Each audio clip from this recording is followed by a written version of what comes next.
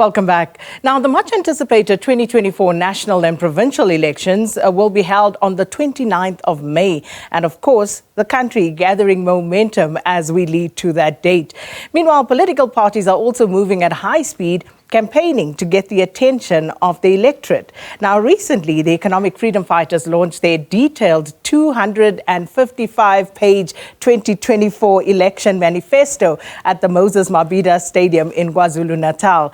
The party was founded in 2013 and it prides itself on numerous successes achieved over the years since participating in the 2016 municipal elections, including, of course, the amendment of the Constitution to realize the expropriation of land without compensation for equal redistribution, and also their role in the fight against state capture. So to talk to us more about the EFF's 2024 elections manifesto, we joined here in studio by the party's President Julius Malema. Thanks for coming through. Welcome to Morning Live. Thank you for having us a long time. It certainly has been. Well, happy birthday for yesterday. Thank you very much. It seemed like you had a lot of fun out here in Gauteng. Absolutely. We enjoyed with the kids yesterday in Ivory Park Community Center and the elderly.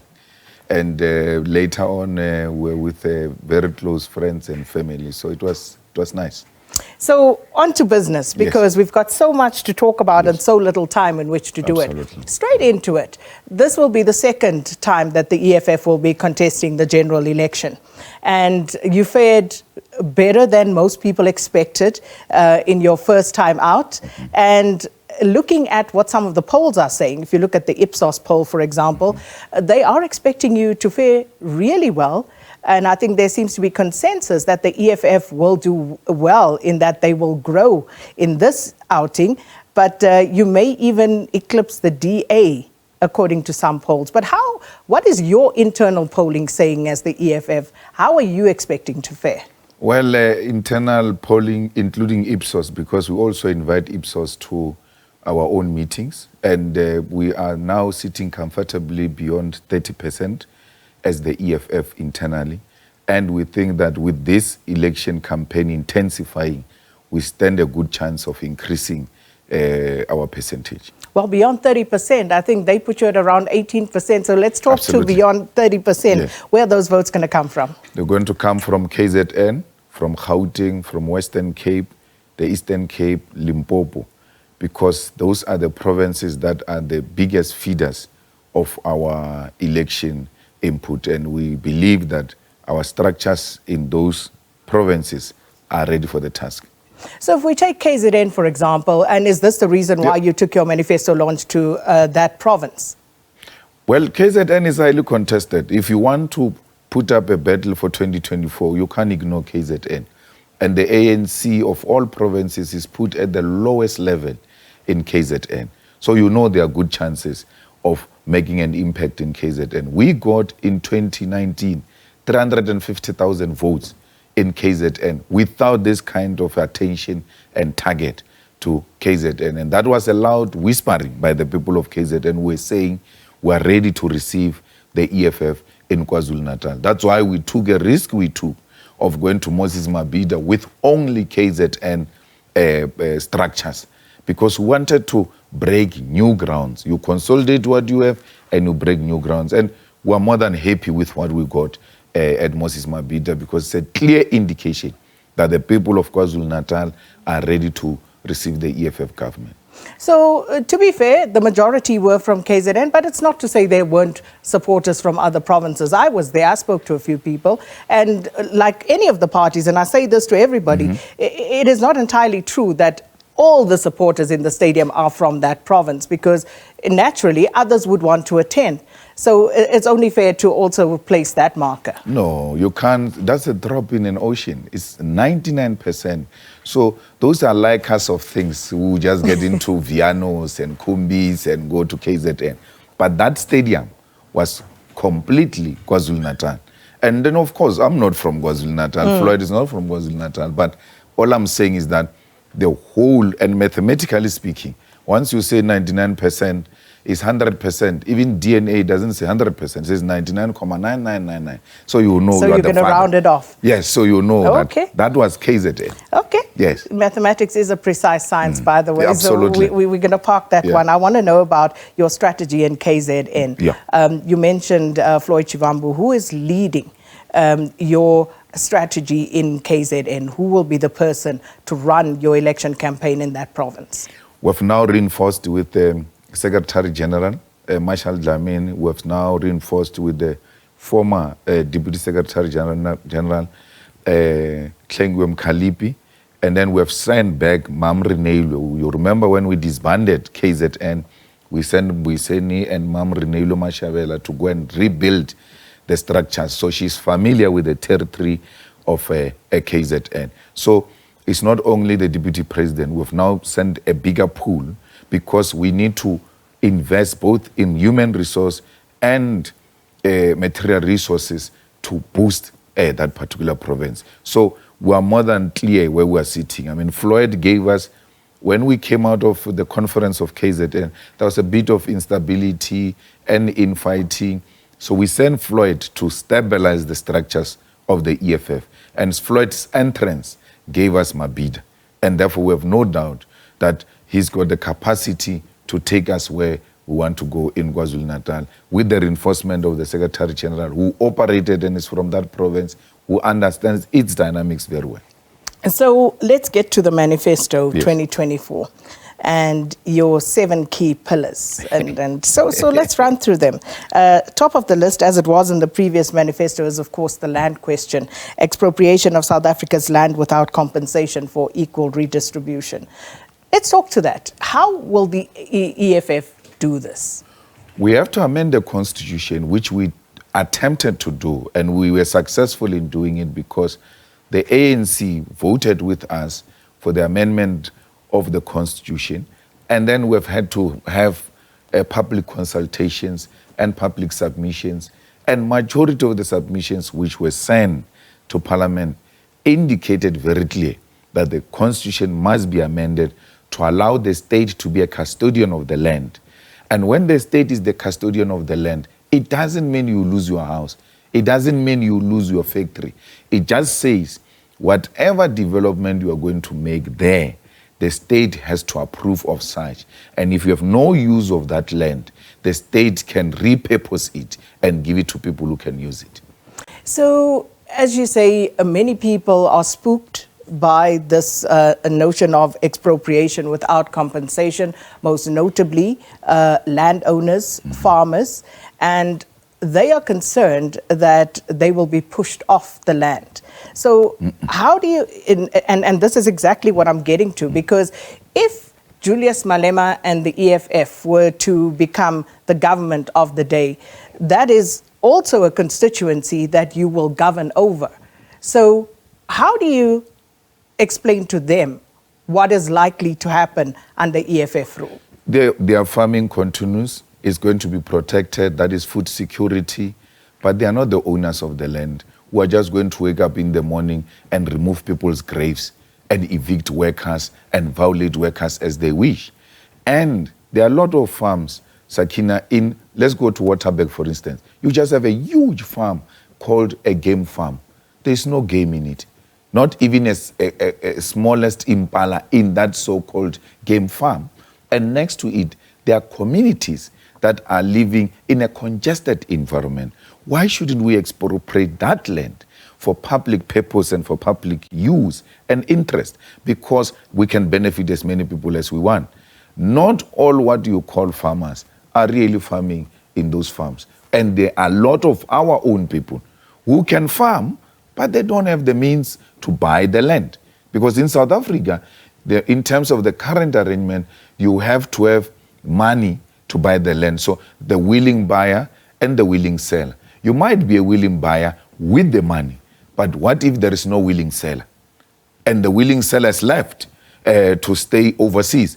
In my ward in Sishi, where I come from, we took the land, a piece of land, huge piece of land. We now are housing more than 3,000 families. When we went into that land, the family had abandoned that land and they were staying overseas. When we went in, they came back We told them, you have abandoned this place. And they agreed with us. And they said, you can't take the whole farm, take half of it. Many white Afrikaner farmers are more than willing to share the land. So, speaking of, the land question does not only pertain to farming and agriculture. What about urbanites? And speaking to, depending on where you're reading, the 14% land that's owned by the state, according to the land audit that was done by the state. So if you came into government in July, there's 14% before you even, start talking expropriation. What will the EFF do with that 14% of land in state-owned hands? That 14% will be allocated to our people, because the state just owns the land and have got no purpose with it. Let the people be told, where is this piece of land and what can be used for? I mean, we must make land available for industrialization. We must make land available for residential. We must make land available for place of worship, for schools, for clinics, and all of that. So we cannot have a state owning 14% and still be a complainant that its people do not have land. We were supportive of Ekurhuleni when it was under Mzwandile Masina's program of saying the farms that are owned by the municipalities are going to be advertised and they should be allocated to the people of Ekurhuleni. That is the kind of approach we support. Has it happened? Well, he didn't do it. He doesn't have the capacity. That's why he was removed as the mayor. But if we do it, if we come in, we'll do it, because everything we say we'll do it, we always do it. We don't make empty promises. Well, in your little manifesto booklet, you do refer to Ekurhuleni because you do have representation in Ekurhuleni. So that very matter, why hasn't that been championed further? If Masina couldn't do it, why hasn't it been done now that you actually are in more powerful positions in the metro? Well, we are not the majority. You remember that we have ANC, we've got all types of political parties. So for you to make any move, you have to have the support of those particular parties. We want to insource the workers, we want to take the land, give it to our people. ANC blocks all of that. ANC blocks insourcing of cleaners, of security guards, because they use their majority to suppress the ideas they do not agree with.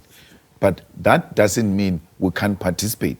We're participating with an intention to persuade those who are with us in this particular arrangement, because those kind of coalitions and all of that depends on buy-ins of other people. But in this case, we're speaking about the EFF government with absolute majority, or with other parties that are progressive and have got two-thirds majority like President Zuma is predicting, then we'll be able to do the things we are saying. Speaking of, I saw that birthday message that the former president sent to you, where he also makes, that particular point about going forward a two-thirds majority to amend the constitution. Which are the parties that the EFF is likely to work with post the elections? Well, the PAC is there, and that which we are preaching, the PAC has been preaching this from the time of Subukwe. The ATM preaches the same gospel, and many other formations that are there and are willing to say we need to put our differences aside and look at what is in the best interest of an African child. And that's the type of language we listen to. MKP now, which has come into the playing field, also indicate that the expropriation of land without compensation is fundamental. And those are the kind of language we listen to. And the ANC, by the way, which elected Cyril in 2017, CR17, took a resolution to expropriate land without compensation. So is there an opportunity post-elections for you to work with the ANC? Because it seems like nobody really, except for the parties that you mentioned, everybody seems to also want to push the EFF out, almost to ice you out. Absolutely. So what are the conversations that are going on? Well, it's the Oppenheimers. When you talk land, you are a direct threat to the Oppenheimer family. So those who are saying the EFF is enemy number one, those who are saying we can't work with the EFF, Go and look at their financials and who gave them millions just in the previous term. You will realize that these are the parties that are financed by Oppenheimers. They finance every party that is anti-expropriation of land without compensation. So, well, we worked with the ANC now on this motion, and they chickened out last minute, where they said we can expropriate a rotten land without a compensation. What are we going to do with the rotten land? So as we were moving in the country, consulting our communities, we were with the ANC. Right. When we met the leadership of the ANC, they agreed when we were negotiating for 2016 coalitions, they had actually conceded to that demand, because they said, effectively, that's who we are. But the problem is the leadership, not necessarily what the ANC stands for. In conversation with Julius Malema, the president of the Economic Freedom Fighters, talking about the party's 2024 election manifesto that was launched recently at the Moses Mabhida Stadium in KwaZulu-Natal. We're going to take a quick break and then we'll continue with the conversation and also put to Mr. Malema some of your questions that you've sent in at a later stage. Do stay with us.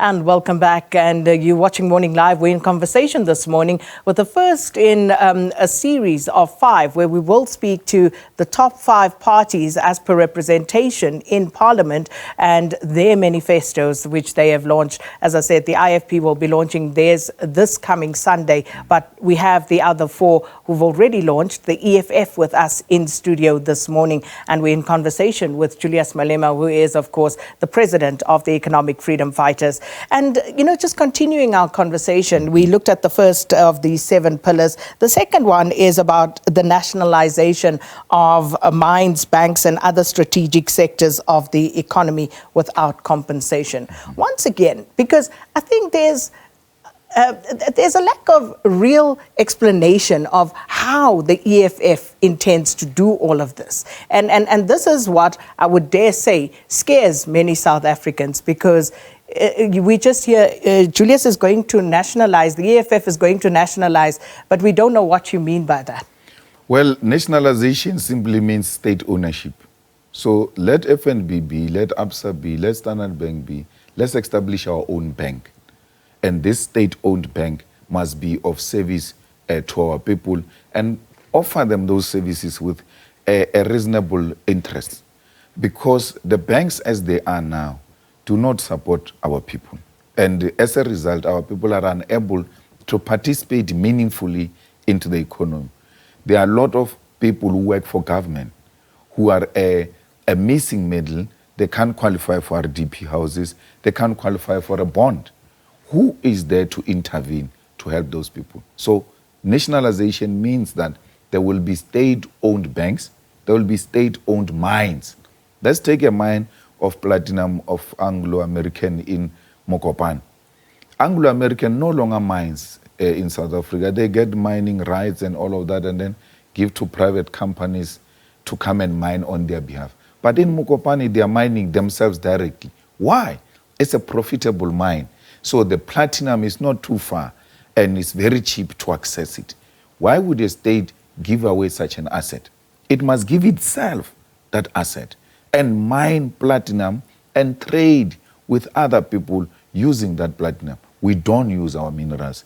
In Botswana, they are mining diamond and they are a 50% shareholder of that diamond. But they do not have control. That's why they don't know what is the output from those mines. But the little they get from DBS, they are able to finance their students all over the world and in Botswana. They even give them a stipend. This stipend I'm talking about, that we must give graduate stipends in South Africa. In Botswana, they don't give graduates. They give students a stipend. Where does the money come from? From diamond.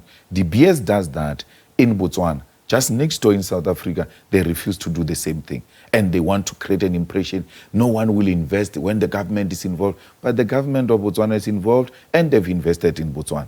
So when it comes to us, different rules are being applied. So we'll have a state-owned mining company that will be given preference, especially on profitable minerals. So how's that going to work with mines that are already in private hands? Because you would remember that when the whole affirmative action legislation came into play, shares in mines were given to people, individuals, in certain instances. So how is this going to work now? Well, they remain where they are. We've got today private hospitals and we've got public hospitals. So public participation through the state ownership does not close private ownership. We've got private schools, we've got public schools. The ownership of schools by the state has never led to the closure of private schools in South Africa. So why would the ownership of a mine by the state lead to the closure of private mines? We don't tamper with that. That is their own thing. If you read the EFF manifesto, says strategic means, because we don't just go after anything. We go for that which is strategic for our economy. And that's what we're going to be targeting. So that's why even the banks, I say, let them be. But they must know there is a serious competition now. The state is going to be offering our people bonds with reasonable interest rate. And of course, I want to know, how is this going to be funded? Especially with the current fiscus, because we're talking 2024 manifesto. So if you come into power in July 2024, with the current fiscus, how is this going to be funded? Well, let's talk state-owned bank. We've got shares in Nedbank through the Reserve Bank. What is the Reserve Bank doing in banks? Because it's supposed to be a regulator. It's not supposed to be a participant.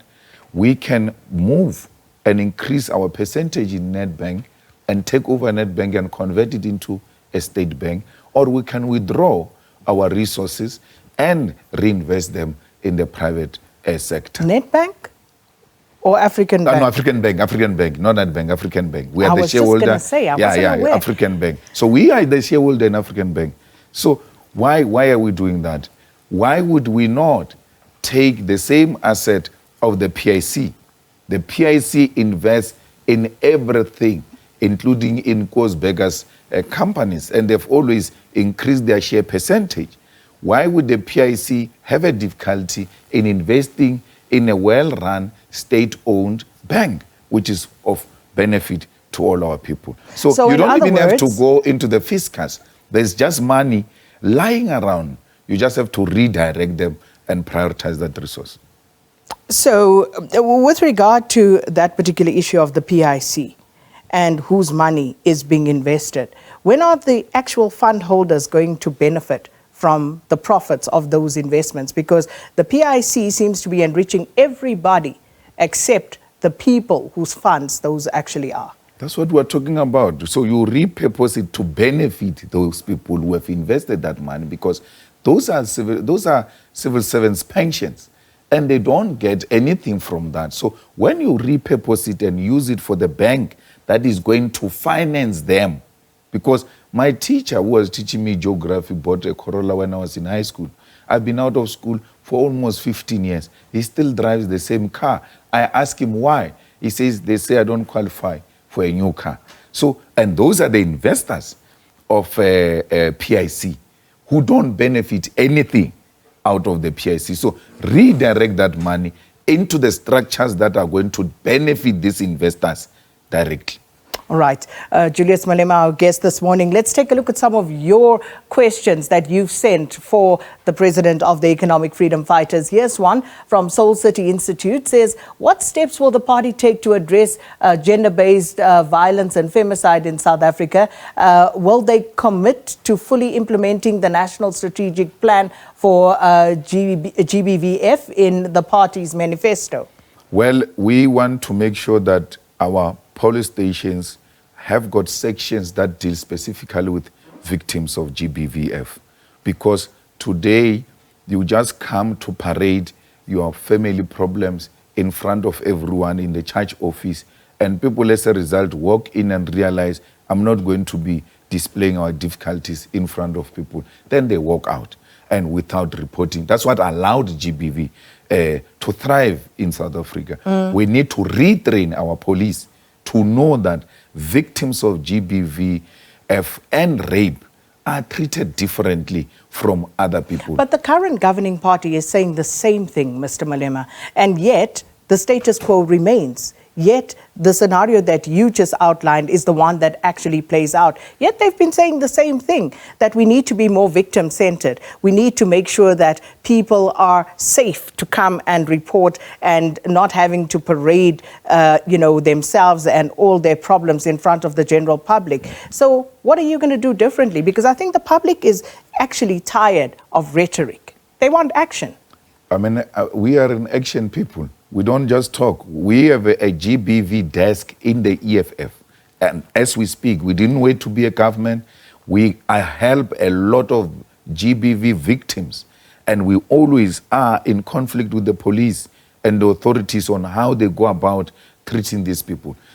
Everywhere else where they are victims of GBV, you'll find the EFF at the center of that, saying these matters must be dealt with differently and not the way you are doing. So the difference between the ruling party and the EFF is that the EFF are doers, we are hard workers, and we mean everything we say.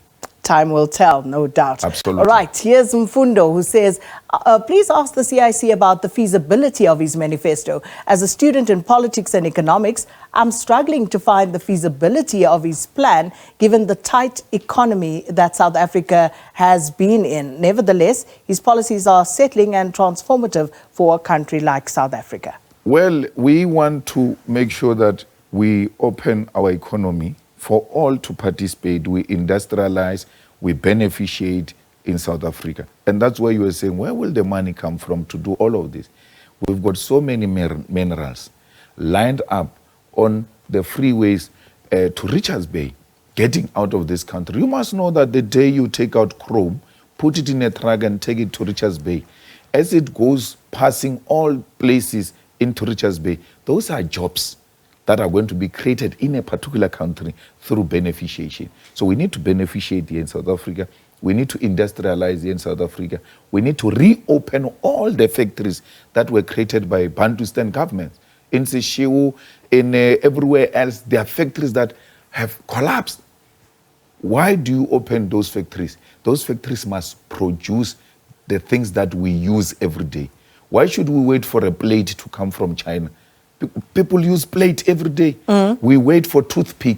We wait for matchsticks. We don't produce matchsticks. All of this, we don't produce television. But why?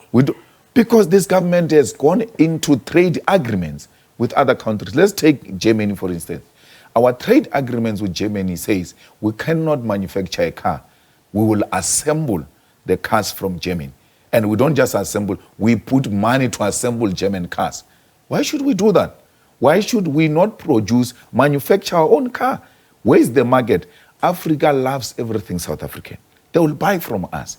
We produce a fighter jet. A fighter jet. If we can produce a flying machine, shouldn't be difficult to produce a car. Denel has demonstrated that we've got the capacity to do this. Denel manufactures army vehicles. And why are we not producing a car? It's trade agreements with Europe, with America, with UK, that you are not going to get involved in this. We use cell phones. My grandmother used to use a cell phone while busy with farming in small scale farming there. And I realized when the Gogos are now using cell phones that this is in demand. Why are we not looking at what is in demand in South Africa and produce it? And when we produce it, we grow our economy and we create jobs. But of course, I'm going to park that there for the time being because I want to cover as much ground as possible because I've got so many questions around that. But Akona asks, what has the EFF learned from coalition government and local government? And if they were to be a part of a coalition government at provincial and national, what would they do differently? As far as I know, you're not in coalitions. You just have arrangements. Yes. Well, Sakina, politicians must do away with their big egos. What stands between service delivery and coalitions is egos. Let's take Ekurhuleni, for instance. The ANC says We cannot be outshined by these people. And then Masina goes to a meeting and say, if you go on with this arrangement, it is the end of the ANC. When we go to unblock a blocked sewer in a ward through our Commissar Tembiwus and MMC in Ikuruleni, the ANC councillor comes and block the unblocking of a sewer that he loves his poo-poo running on the streets. That's an ANC arrangement. Why would you block people who are coming to unblock a sewer? The ANC's problem in Ikuruleni is that the EFF is outshining the ANC. How? Through service delivery. You report an illegal dumping site now, as we are sitting in this show. If they go and tweet it now and give us the location, tomorrow when you come back, you will be giving a different picture of what we saw this morning. Because whatever gets reported to EFF, it must be resolved within 24 hours. So coalitions can work. The problem is big egos that, when you're in, and I understand the ANC's problem. They were in power and they know what power can do. Now they are no longer in power and they're struggling with accepting that they are players now in the same power and they have to be accommodated. The DA is purely racism, but also political jealousy, because the DA's internal research told them that the EFF is going to pass you. Where have you ever seen in a long 800-meter marathon where Caster Semenya has got someone in front and he has to pass that person in front? She turns and says, no, my problem is this number 3 behind me. I mean, that's the highest form of madness. They ought to be concentrating on the ANC and the removal of the ANC. No, they've made a U-turn. They are looking at who's coming behind them and we must stop this one who's coming behind us, allowing the ANC to create a huge gap between them and the ANC. So the DA realized that this party is going to outshine us. And therefore, even in coalition, we must not be part of them, because by allowing them into a coalition, you are increasing their profile and you are exposing them to the South African population as to what are they capable of doing. So post-elections, is there any party that the EFF is not willing to work with? They must pay attention to 7 non-negotiable cardinal pillars. If we agree on that, we're fine. We can work with anyone, including Freedom Front. If Freedom Front says expropriate land without compensation, that's the language we want to hear. 30 years into democracy, we have not made inroads in redistributing the land into the hands of our people. Those are the issues we should be concentrating on. And understandably so, the DA and them are saying we're not part of that, because they are funders and they are founders. Because the DA is a measure of a Democratic Party and the National Party, which was forced on them by the Oppenheimers. So they are saying you cannot allow that. You talk land in South Africa. You talk ownership of the economy in South Africa. You are touching the nerve of the Oppenheimers, because they are the founders of this economy. They are the founders of this political system that we're having today. That's why they don't want to lose control. So let's talk about migration and what's happening in South Africa at the moment, and people livid in many instances about the presence of foreign nationals in South Africa, saying that this gives rise to crime in a lot of instances, feeling that foreign nationals are taking away their jobs. And I want to hear the EFF on this and your response to South Africans for whom this might be a lived reality. I want to know which foreigner took a job from who, because you are here, you are the anchor of the SABC. There is no foreigner who can come here and just take your job and say, from today I'm sitting here. The bosses would have allowed that. So the bosses are white monopoly capital which owns the South African economy. Is the one that brings foreigners into the country, give them jobs because they are going to pay them lower wages. And then from there come to South Africans and say, these people are taking your jobs, and then they make us fight. But Sakina, since when have other Africans never worked in South Africa? Because this Johannesburg was founded by is Southern Africa, not South Africa. That's why the language Fanaka law exists. Because these people came from everywhere to come and mine this diamond that we're enjoying and gold we're enjoying today in Gauteng. So they met from Mozambique, they met from Malawi, they met from Zambia, Zimbabwe. They came together, they couldn't hear one another. They even developed a language called Fanaka law. EFF was not there when that was formed. So it's not true that this is something that is happening for the first time. It has always been. But why would you say, I don't support colonialism and support colonial borders? That is hypocrisy.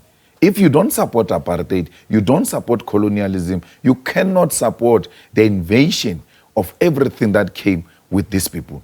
The borders were imposed on us. We never had borders. And even without borders, we never encroached in each other's territory. We always knew that here is this kingdom, here is that kingdom. So it's unscientific to say when you do away with the borders, there's going to be an influx of foreigners in South Africa. Let's take Limpopo and Gauteng, for instance. Limpopo is much more poor than Gauteng, but the people have never left Limpopo to come to Gauteng. I come from Limpopo, and every time I get an opportunity, I go home. I've got no intention, none whatsoever, to relocate my home into Gauteng. So it's unscientific to say because people are poorer and we are in a much better, relatively stable situation, they are going to come here and destabilize us. No one wants to come here. We want you, people of Africa, if you want to go and trade in DRC, wake up this morning and just go to DRC and do whatever you want to do and come back without hassle. There must be free movement of people. There must be free movement of goods, and Africans must trade amongst themselves, because only through the unity of Africa will we earn our seat on the international table where real issues are being discussed. What will Swaziland go and tell China and say, no, Swaziland and China are equal on what? But once we bring the unity of Africa, both in terms of size of the population and the mineral resources combined, the world will listen to us. Okay. We command more than 85% of the world platinum, ourselves and Zimbabwe combined.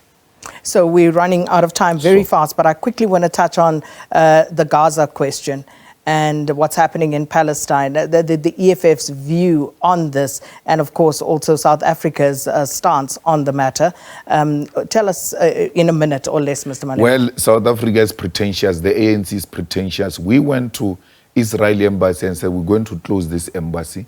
We went to Parliament, put a motion immediately, and Parliament passed that motion. If the ANC is serious about intervening in Gaza and making sure there is ceasefire in Gaza, why is the ANC not implementing the Parliament resolution that said the Israeli embassy must leave because we cannot share the same territory with murderers? So anyone who supports Palestine and still vote for DA and the ANC must know that they are voting for the genocide in Palestine. 30 seconds. Why should people vote for the EFF? The EFF is the most honest, hard-working organization that will combat corruption in South Africa, that will jail the corrupt individuals irrespective of who they are, give us free education that is decolonized and make Africans to love themselves. The land is coming, the jobs are coming. It is only the EFF that can stop load shedding in South Africa, and no one else has got capacity. The DA's in government in Western Cape, they still load shedding. The ANC's government everywhere, there's load shedding because they've got no capacity to stop the load shedding. Mr. Julius Malema, thanks so much for stopping by. Thank you. And that, of course, giving us a closer look at the EFF manifesto and what they promise. Julius Malema is, of course, the president of the Economic Freedom Fighters. And this is our focus this week. We'll be speaking to the top 5 parties and their manifestos, what they promise. And this is where we're going to leave it. You're welcome to give us your views.